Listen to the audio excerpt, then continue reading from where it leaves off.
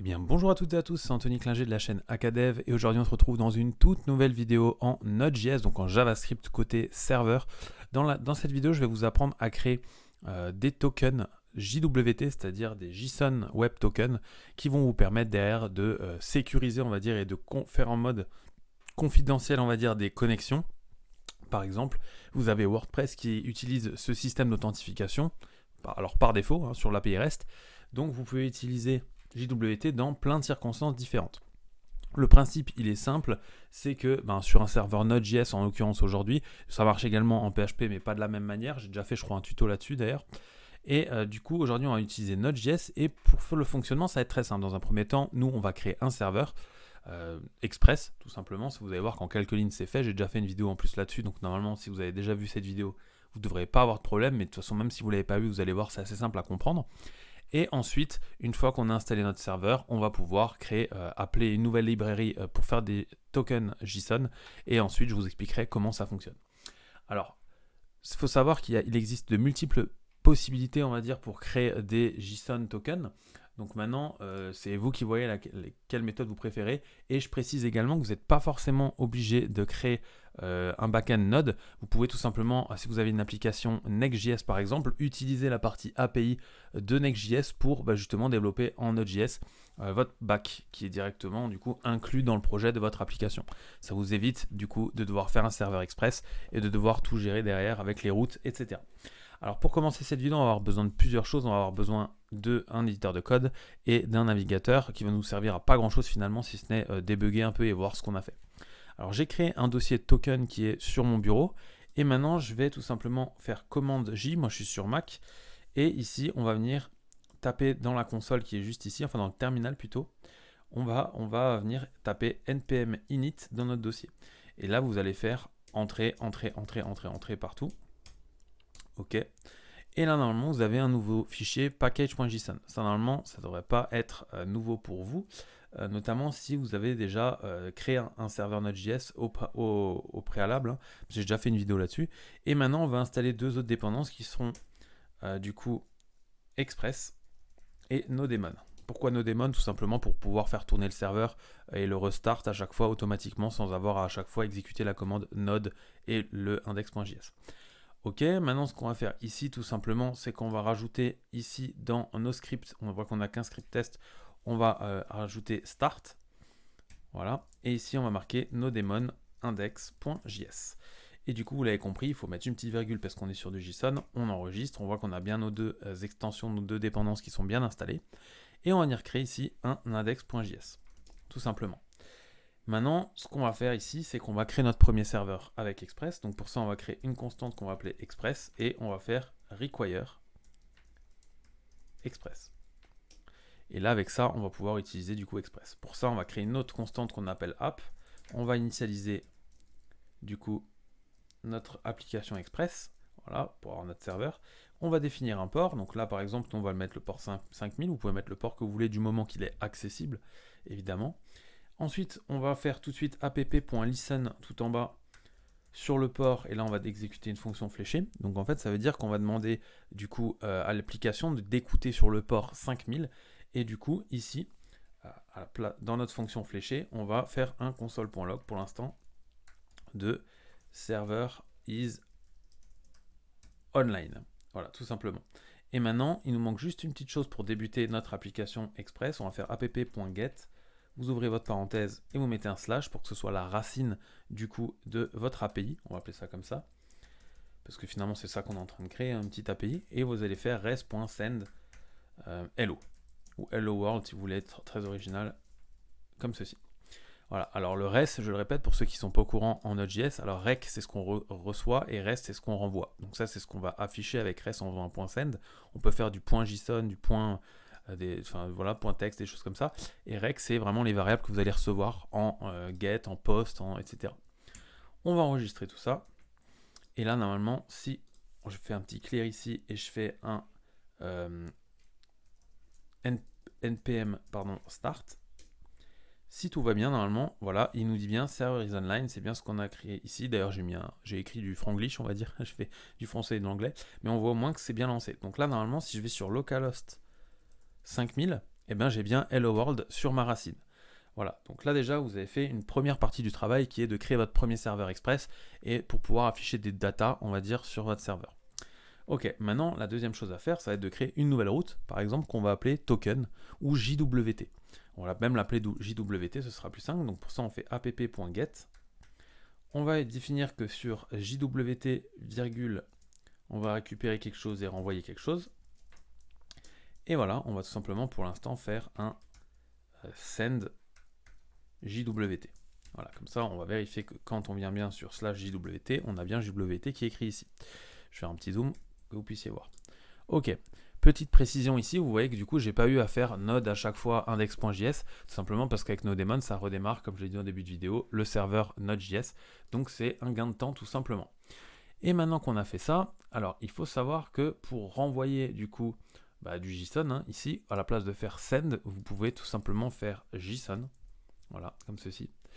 Et maintenant, normalement, si vous renvoyez du JSON, c'est-à-dire si par exemple je vais marquer, je sais pas moi, token 2.true, si je rafraîchis ici, voilà, on a bien, alors moi ça c'est on va dire mon thème Google Chrome, mais on va dire qu'ici vous avez bien du JSON du coup, qui sur votre API /JWT, vous avez bien une variable token à true, initialisée à true pour l'instant.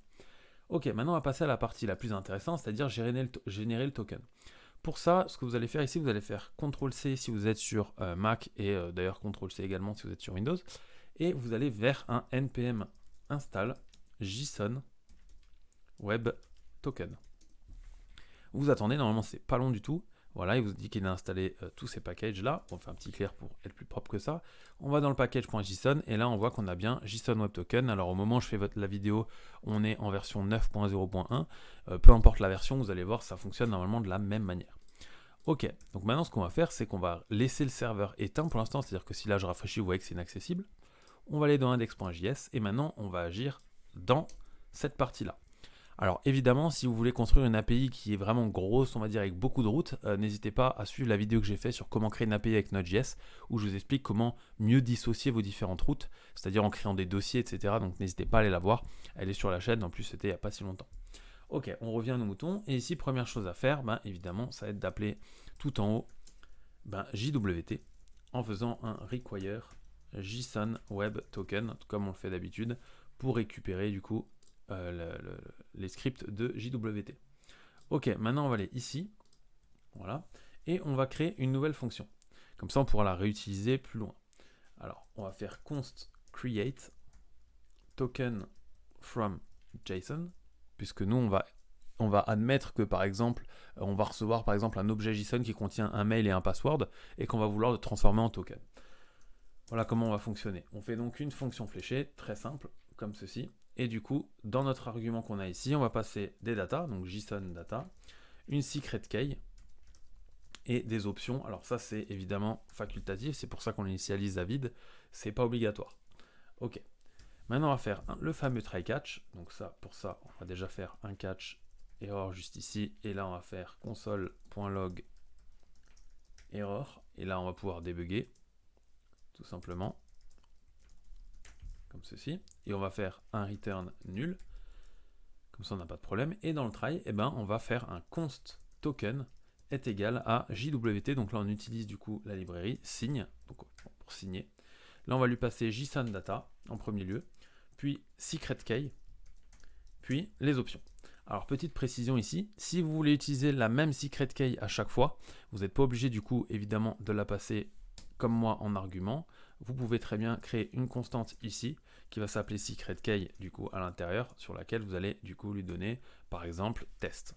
Et en fait, il va utiliser cette clé-là pour encoder tous les tokens. Donc pour ça, moi je vous conseille quand même d'avoir un truc qui est un peu plus solide que juste test, puisque sinon c'est plus ou moins facilement craquable, même si chaque token est unique, donc normalement vous n'aurez pas de problème de sécurité. On a quasiment terminé, il ne nous manque plus qu'à faire un return token. Et voilà, pour la fonction de créer un token, on a déjà terminé. Il ne nous manque plus maintenant qu'à utiliser notre fonction pour pouvoir du coup la renvoyer, pour pouvoir envoyer ici un token au lieu de renvoyer true. Ok, donc pour ça maintenant on va imaginer que, je sais pas moi, on reçoit en post du coup un objet JSON, donc ça évidemment le post vous le faites via un fetch par exemple côté front, Et du coup, ce que vous allez faire ici, on va faire un nouvel objet que moi je vais appeler JSON Data.